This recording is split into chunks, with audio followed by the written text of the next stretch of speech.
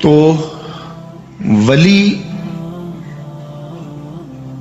کے اجزائے ترکیبیہ، ولی کیسے بنتا ہے، کون سی خوبیاں ہیں جو اللہ کے بندے میں ہونی چاہیے، کن خوبیوں کا حامل ہو اور کن اوصاف حمیدہ کا مالک ہو کہ ہم اس کو ولی کہیں گے۔ ایک تو قرآن مجید میں اللہ تعالیٰ جل شانہ نے ارشاد فرمایا الذین آمنوا وکانوا یتقون۔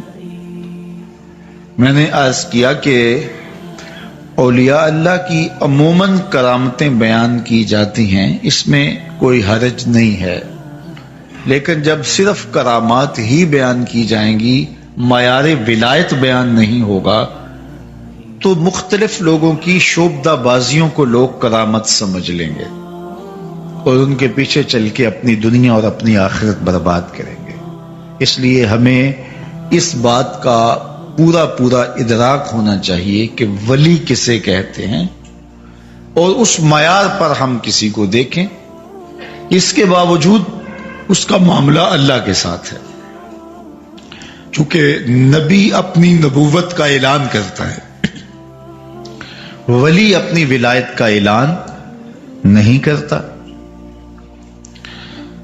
نبی کے اوپر لازم ہے، واجب ہے کہ وہ بتائے کہ میں نبی ہوں، لیکن یہ چیز ولی پر نہیں ہے۔ وہ تو کوشش کرتے ہیں کہ لوگوں کی نگاہوں سے چھپ جائیں، لوگوں سے پوشیدہ رہیں۔ وہ اپنی ولایت کے لیے تشہیری مہم نہیں چلاتے، بلکہ وہ خلق خدا کی رہنمائی کا فریضہ سر انجام دیتے ہیں اور اللہ کی رضا جوئی کے لیے کوشاں رہتے ہیں۔ کرامات کا صدور ہو جانا ممکن ہے، اگر کوئی کرامت صادر ہو جائے تو اچھی بات ہے، لیکن یہ ان کا مقصود نہیں ہوتا کہ ہم سے کسی کرامت کا ظہور ہو۔ کبھی کبھار کسی ایسی حالت میں کسی کرامت کا صدور ہو جاتا ہے۔ تو ولی دو صفات کا حامل ہے، الذین آمنوا وکانوا یتقون، جو قرآن نے بیان فرمایا۔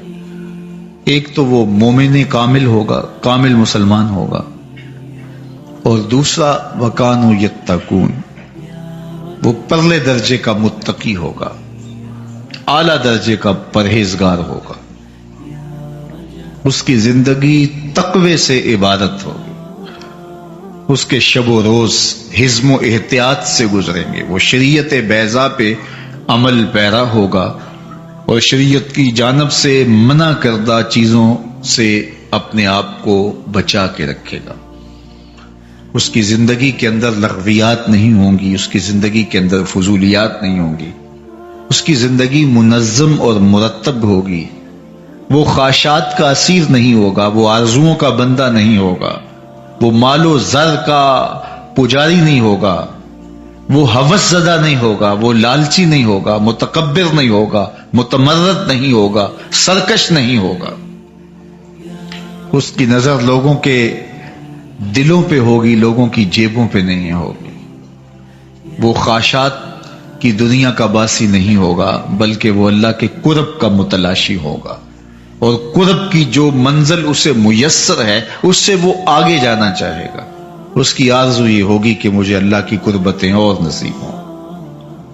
ہر لہجہ نیا طور نئی برکے تجلا، اللہ کرے مرحلہ شوق نہ ہوتا ہے۔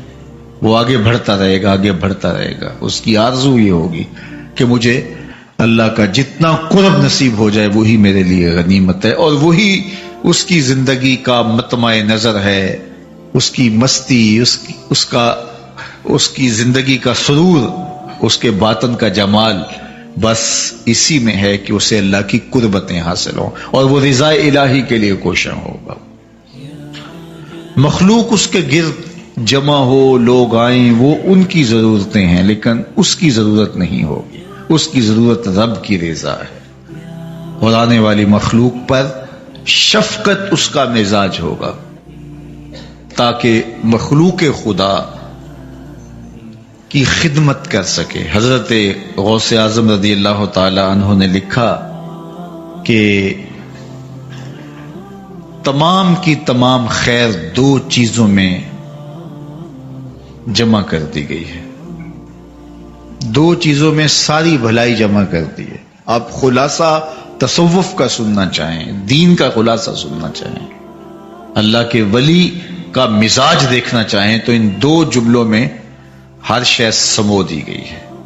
التعظیم لامر اللہ والشفقۃ علی خلق اللہ، اللہ تعالیٰ جل شانہ کے احکام کی تعظیم، اللہ تعالیٰ کے جانب سے جو حکم بندے کے اوپر عائد ہوتے ہیں ان کی تکریم اور ان کی تعظیم کرنا، یعنی ان کو بجا لانا تعظیم و تکریم کے ساتھ۔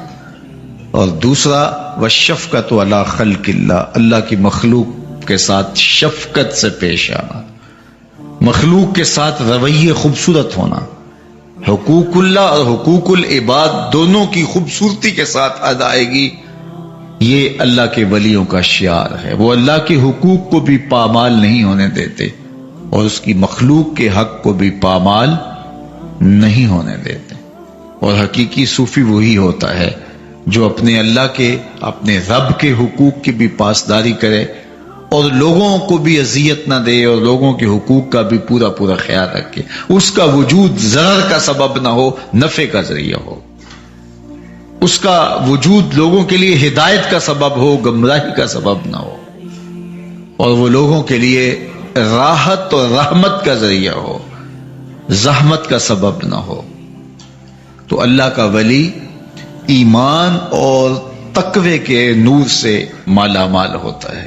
ایمان ہے تو پرلے درجے کا، اللہ پر اتنا پختہ یقین کہ رشک آئے، اور عمل صالح اعمال، تقوی، پرہیزگاری، خوف خدا، خشیت الہی، اگر ان صفات میں اللہ کے ولی کو دیکھو تو آپ کو رشک آئے کہ اللہ سے ڈرنے والا، اللہ سے خوف رکھنے والا اور اللہ کے احکام کو بجا لانے والا ہم نے ایسا کبھی نہیں دیکھا۔